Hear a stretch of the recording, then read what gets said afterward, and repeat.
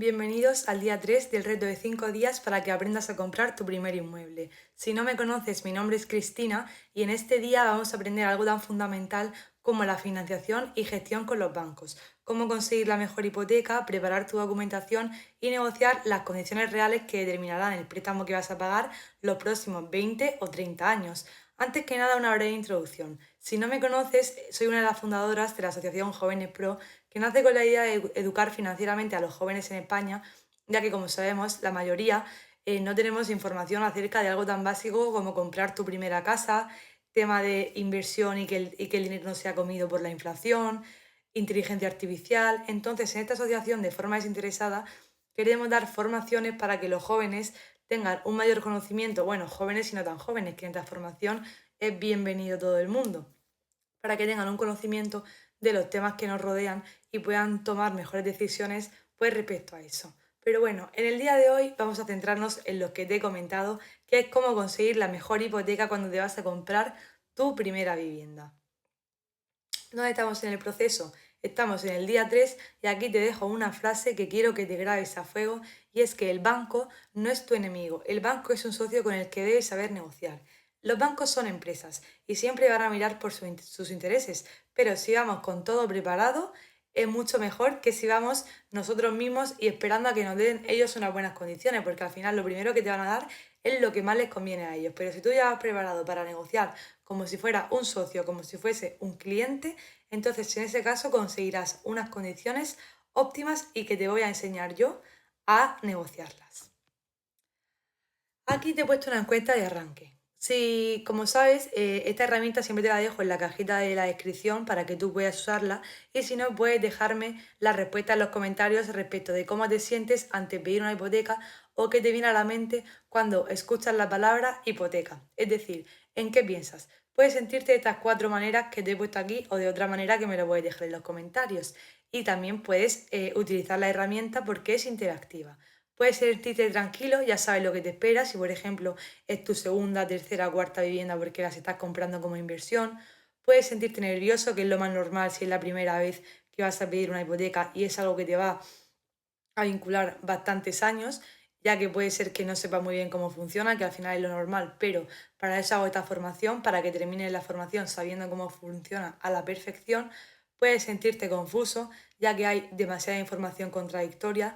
En internet hay sobreinformación y cada día más, es decir, te metes y tienes a 10.000 personas hablándote que parecen expertos, opinando del tema, pero realmente no sabes con quién quedarte. O puedes sentirte en cuarto lugar preparado, ya que tienes tu documentación lista, y así es como te vas a sentir una vez que termine este día 3 del reto de 5 días para que compres tu primera vivienda.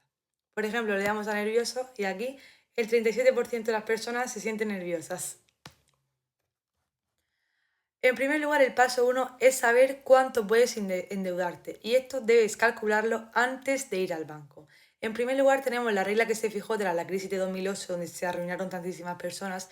El Banco Central Europeo y el Banco de España fijaron una regla que es que te permiten endeudarte como máximo el 30 o 35% de tus ingresos netos, descontadas las deudas. Y aquí lo podemos ver. La cuota máxima es igual a los ingresos netos menos otras deudas por 0,35. Ejemplo real: cobra 1.800 euros menos 150 euros que paga del coche por 0,35, nos da una cuota hipotecaria máxima de 577 euros al mes como máximo. Y con esto, si lo pides a 30 años al 3,5% de interés anual fijo, puedes pedir como máximo un préstamo de 128.000 euros.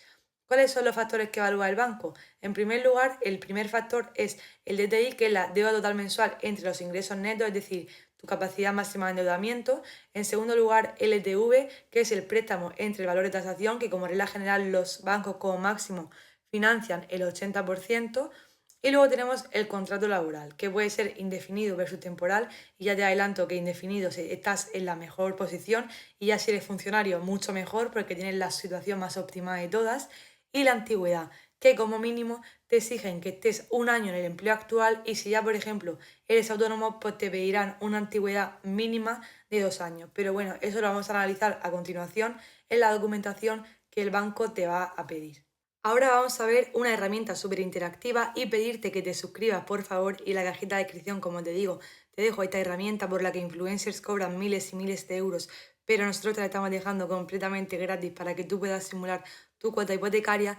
Y en este caso he puesto como ejemplo que el capital solicitado sea de 150.000 euros, el plazo de 25 años, un tipo de interés anual de 3,2% y los ingresos netos mensuales de 2.000 euros. Como vemos aquí nos sale en rojo porque nuestra cuota mensual estimada sería de 727 euros, lo que representaría un porcentaje sobre nuestros ingresos del 36,4%, que está por encima de ese endeudamiento máximo que nos permiten, que es el 35%, por lo que estamos en una zona de bastante riesgo y aquí el total de intereses que pagaríamos serían de 68.000 euros. Pero ahora vamos a ver cómo mejorar estas condiciones. Por ejemplo, el capital solicitado lo podemos bajar a 120.000 euros.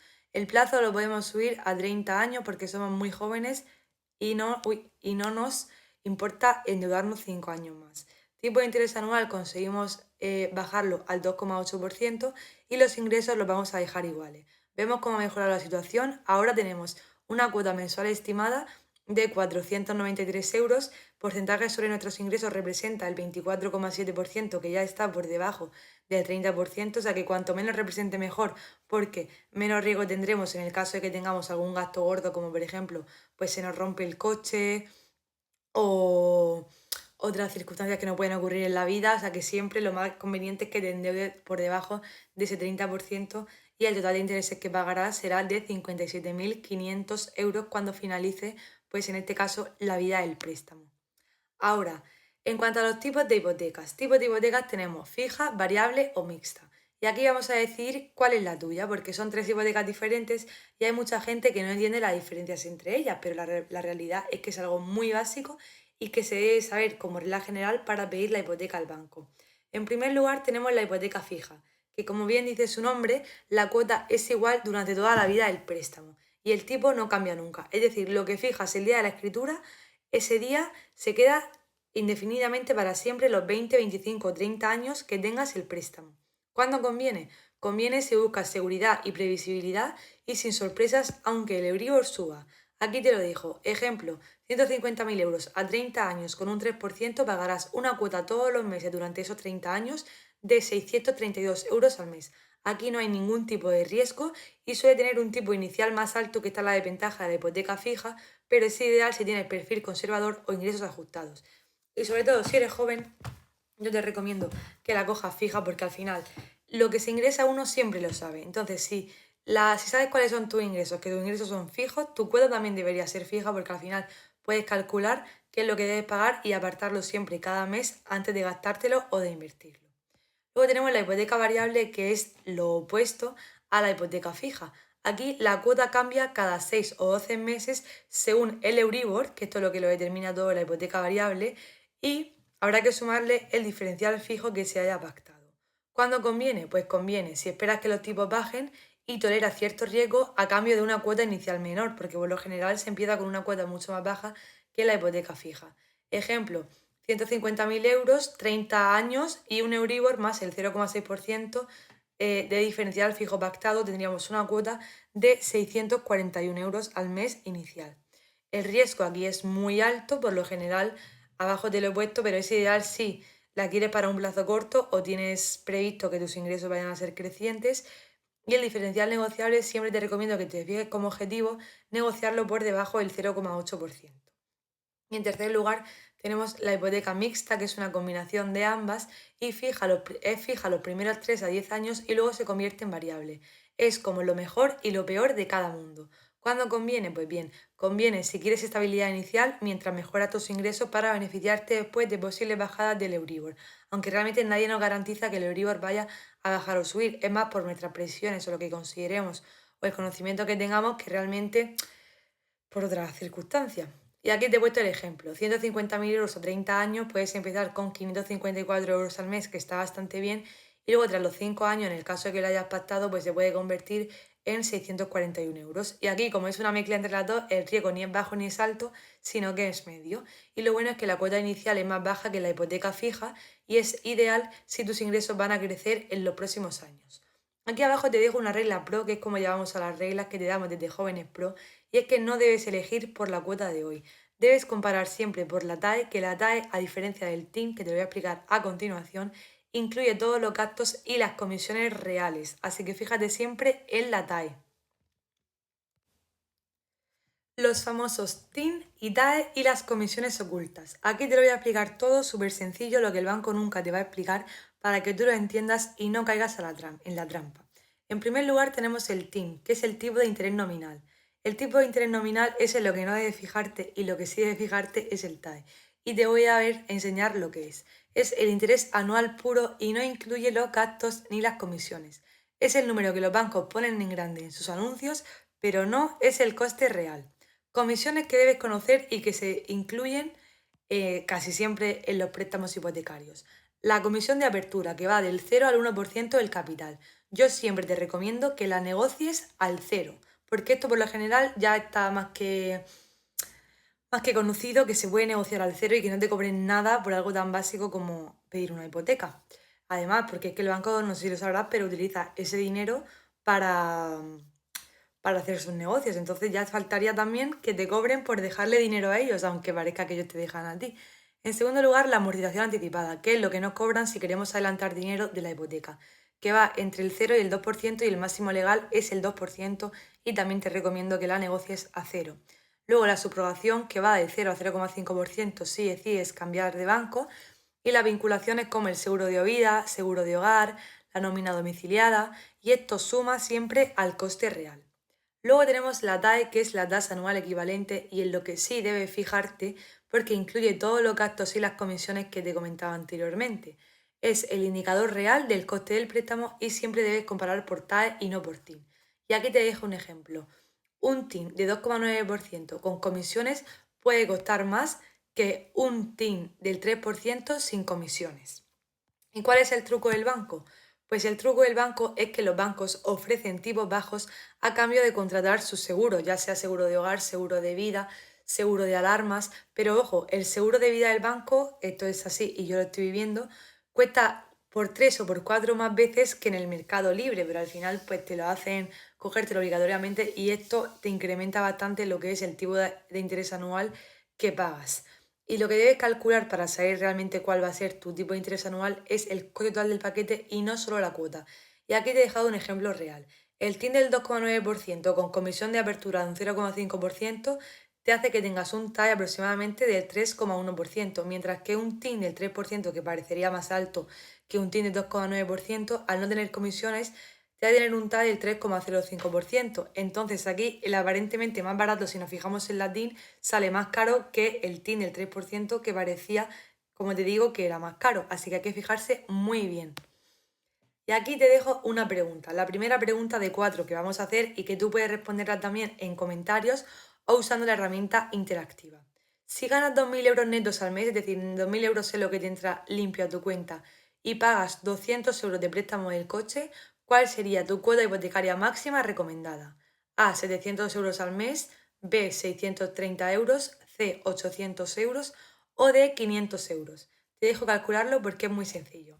Nos cogemos la calculadora y como te he explicado antes, lo que debes hacer es poner 2.000 euros, que son netos, menos 200 euros. Esto nos da que tendríamos como un ingreso limpio de 1.800 y lo multiplicamos por el 0,35, que sería ese 35% que te he hablado, que es el máximo que te permiten hipotecarte. Y tendríamos como máximo 630 euros, por lo que la opción correcta en este caso es la B. Aquí te digo que el préstamo del coche ya reduce tu margen disponible, por lo que si te quieres comprar un coche y una vivienda, te recomiendo siempre que te compres la vivienda primero, porque si no, tu cuota hipotecaria se va a ver bastante reducida por este préstamo del coche que ya tengas. Y luego si primero te compras la vivienda y después te compras el coche, va a ser mejor porque por lo general la financiera de los bancos no tienen en cuenta que tengas esta hipoteca, mientras que si los bancos sí que tienen en cuenta que tengas un coche financiado. Y ahora vamos a hablar del paso 3, que es la documentación que pide el banco y que debes llevar sí o sí preparada. En cuanto a la identidad y trabajo, te pide el DNI o el NIE en vigor si eres extranjero, te pide un contrato laboral y si el contrato es indefinido, lo que significa que es fijo, ya tienes una ventaja con respecto a esos contratos temporales que te van a dificultar que te den la hipoteca. La vida laboral actualizada, que si no sabes pedirla, te metes con tu certificado digital en la Tesorería General de la Seguridad Social y puedes pedirla. Y si eres autónomo, te deberá presentar el modelo 130 más declaraciones de los IRPF de los 2 últimos años. En cuanto a los ingresos y las deudas, te van a pedir las 3 últimas nóminas, la última declaración de la renta, extractos bancarios de los últimos 6 a 12 meses. Y aquí es donde te recomiendo que tengas una cuenta limpia o que si piensas pedir una hipoteca, te abras una que refleje, por ejemplo, tu nómina, tu pago de luz, tu pago de agua, tu pago de comida, pero ningún gasto extra, ni tonterías, ni suscripciones, y mucho menos apuestas deportivas, que ya te lo expliqué en el día 1, pero es que si tienes, vas a entrar en la lista negra. Y también pueden comprobar si tienes recibos de préstamos y tarjetas actuales. Y el truco es que te asegures de que los extractos no muestren descubiertos en los últimos 6 meses. En cuanto a la documentación del inmueble, te van a pedir el contrato de arras si ya lo tienes firmado, nota simple del registro de la propiedad y el informe de tasación, que como regla general lo pide el banco y suelen ser pues entre unos 400, 450 euros, y también la referencia catastral del inmueble. En cuanto a tips de presentación, te recomiendo que tengas una carpeta digital organizada con los PDF bien nombrados, documentación ordenada según el orden que te va a pedir el banco, verificar siempre que los extractos coincidan con las nóminas y todo actualizado, es decir, que no tengan ningún documento súper antiguo con más de 3 meses de antigüedad. Un dossier impecable lo que te hace es que tengas una mejor posición negociadora con respecto a personas que son completamente un desastre o desorganizadas. ¿Cómo negociar con el banco y ganar? En cuanto a tu estrategia, debes pedir como mínimo 3 ofertas comparables, mismo capital y mismo plazo de distintas entidades o de distintos bancos. En segundo lugar, si vas a pedir una hipoteca variable, negocia el diferencial, las comisiones de apertura y las vinculaciones, que son los seguros. En tercer lugar, presenta tu fortaleza, tu estabilidad laboral, tu ahorro demostrado, que tienes un historial limpio. En cuarto lugar, usa las ofertas de otros bancos para presionar o hacer como palanca. Por ejemplo, el banco X me da Euribor más el 0,6% de diferencial pactado. Aquí tenemos un ejemplo de negociación exitosa. Antes teníamos una hipoteca variable con Euribor más el 1%, una comisión de apertura del 0,5% y seguros caros de los bancos. Pero después, tras negociar exitosamente, tenemos un Euribor más 0,6%, lo hemos bajado un 0,4%, sin comisión de apertura nos hemos reducido este 0,5% y seguros ajustados. Resultado, 30 euros menos al mes de cuota hipotecaria y un ahorro de 10.000 euros en 10 años, que esto la verdad es que con 10.000 euros en 10 años podemos hacer bastantes cosas. Ahora, aquí vamos a ver qué evalúa el banco de tu perfil. En primer lugar, evalúa los ingresos y la estabilidad. Un contrato indefinido, como te he dicho, fijo, genera una mayor confianza. Mínimo 1 año en el empleo actual y si eres autónomo o autónoma, necesitan 2 años de IRPF y demostrar ingresos estables. El ahorro demostrado. Aquí el banco quiere ver que ahorras de forma regular.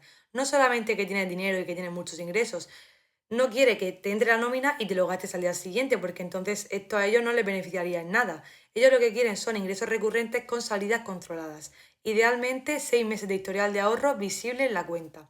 En cuanto a los ratios, aquí por ejemplo te digo, si el banco te financia el 80%, tú debes tener siempre como ahorro el 20% más los gastos que van del 10 al 12%, donde se incluye por ejemplo pues el ITP si vivienda de segunda mano o el IVA.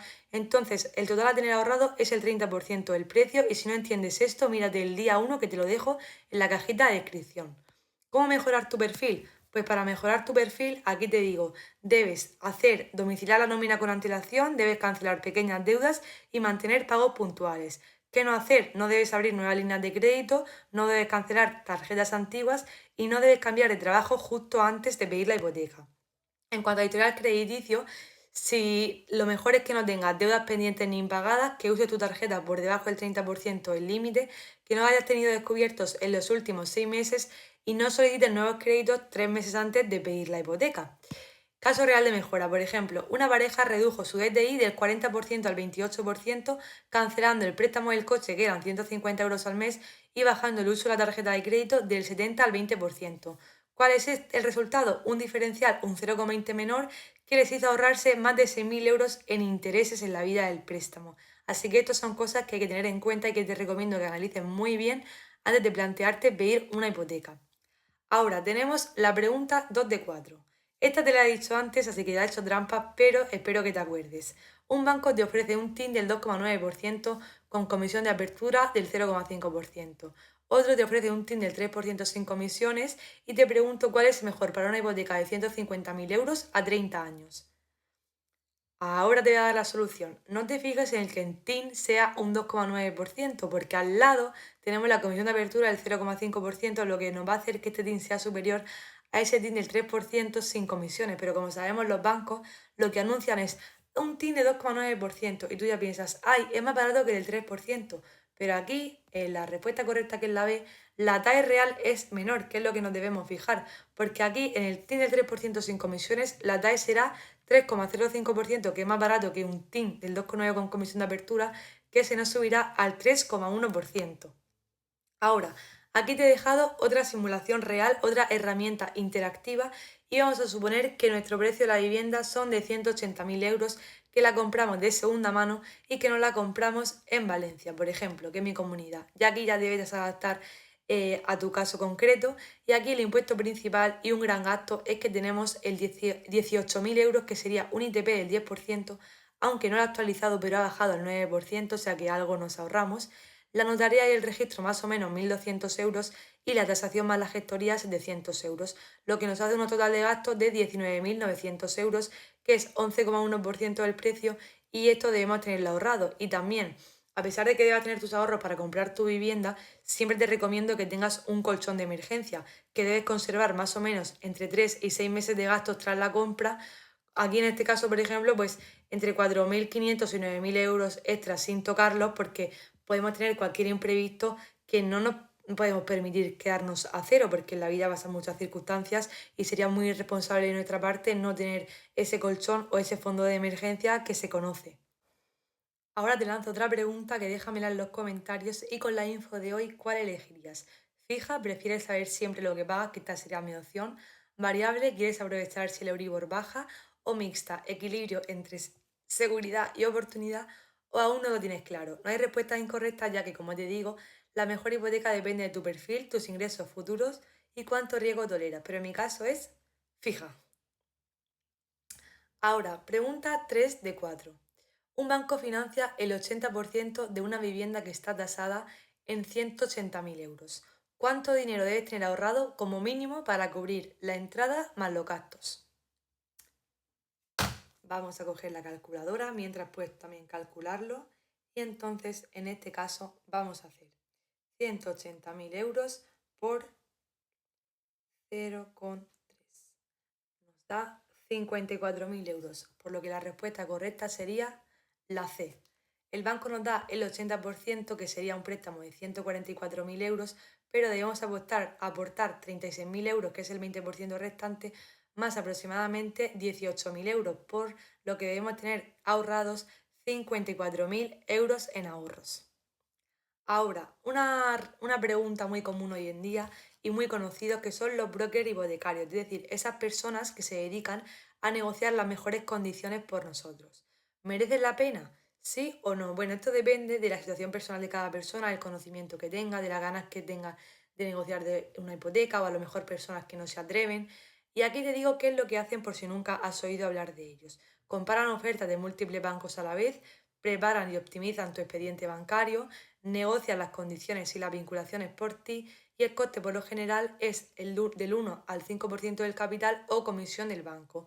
Pero siempre te deben dar, siempre pídela, si no te la dan, una hoja de honorarios por escritos. ¿Cuál es la diferencia entre tú solo versus con broker? Por ejemplo, tienes la hipoteca tú solo 3,1%, con broker 2,8%. El coste de la asesoría, si lo haces tú solo, es 0%. Con broker te he puesto 1.500 euros, aunque por lo general ahora hay algunos más caros, otros más baratos porque están comenzando, pero bueno, es todo cuestión de preguntar. Cuota mensual, tú solo se te puede quedar en 641 euros al mes, con broker 617 euros al mes, y ahorro total a 10 años, pues 2.900 euros, y total a 30 años, 8.600 euros. Al final debes valorar, ¿merece la pena lo que me voy a ahorrar en relación con lo que le tengo que pagar al broker? Y así pues calcula si es rentable o no es rentable.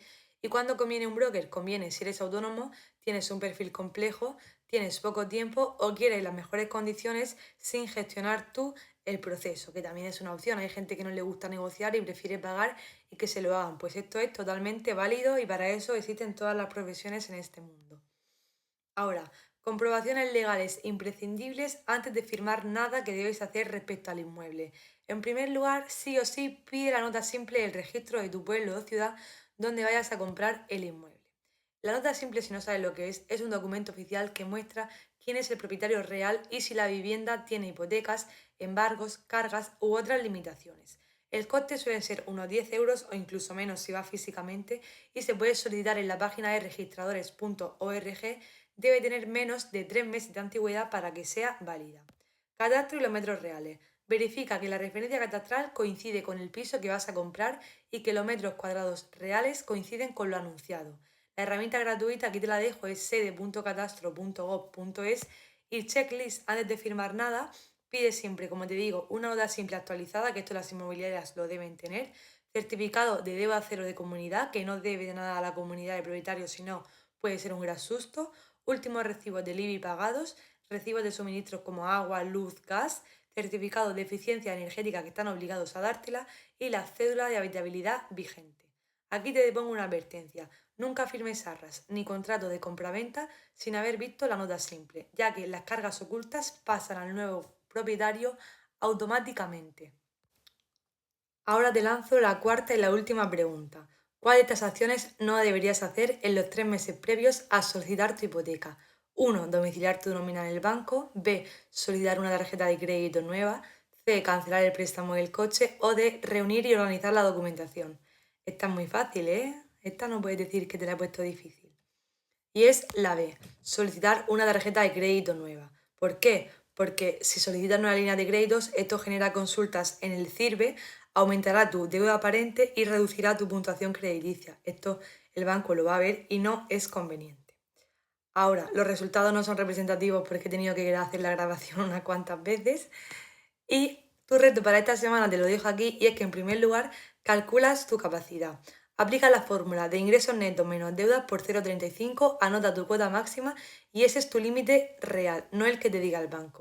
Prepara tu dossier, crea una carpeta digital organizada con PDF de las 3 últimas nóminas, el IRPF, extractos de los últimos 6 meses, vida laboral y tu contrato y deben ser PDF bien nombrados y ordenados. En tercer lugar, pide 3 preofertas. Contacta con 3 entidades distintas con el mismo supuesto, capital y plazo. Pide la FEIN, que es la Ficha Europea de Información Normalizada, y compara por TAE y no por TIN. En cuarto lugar, simula los gastos totales. Con el precio de tu vivienda objetivo, calcula impuestos más la notaría más la tasación y añade un 30% de colchón extra. ¿Tienes ese dinero disponible hoy?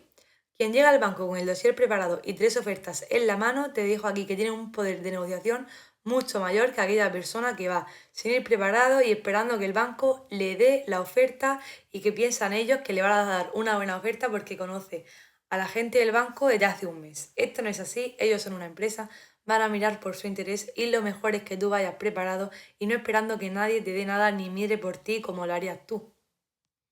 Entonces, lo que debes recordar, un breve resumen, es que la cuota segura está por debajo del 35% de tus ingresos netos, calcula tú tu límite antes de que lo haga el banco, te lo vuelvo a repetir, compara siempre por TAE y no por TIN, ya que el TIN más bajo no siempre significa un préstamo más barato, un dossier impecable es tu mejor herramienta de negociación, ya que el banco valorará la organización y la transparencia, pide mínimo 3 ofertas y úsala como palanca para presionar a otros bancos, ya que sin comparar no puedes negociar y necesitas el 30% del precio en ahorros, el 20% de entrada más 10% de gastos de compra. Nunca firmes sin ver la nota simple, ya que las cargas ocultas se heredan automáticamente y pueden arruinarte. Y bueno, aquí te dejo preguntas y turno abierto para que me comentes en los comentarios todas las dudas que tengas. Yo estaré encantada de resolvértelas. Recuerda que el banco no es tu enemigo, que es un socio con el que debes saber negociar. Y muchísimas gracias por haberme escuchado. Espero que sea de gran ayuda, que te ayude a tomar mejores decisiones y que consigas la mejor hipoteca posible sin dejar que nadie decida por ti. Y que sepas que nos vemos el miércoles a las 7 en el día 4 del reto de 5 días para que aprendas a comprar tu primer inmueble. ¡Hasta luego!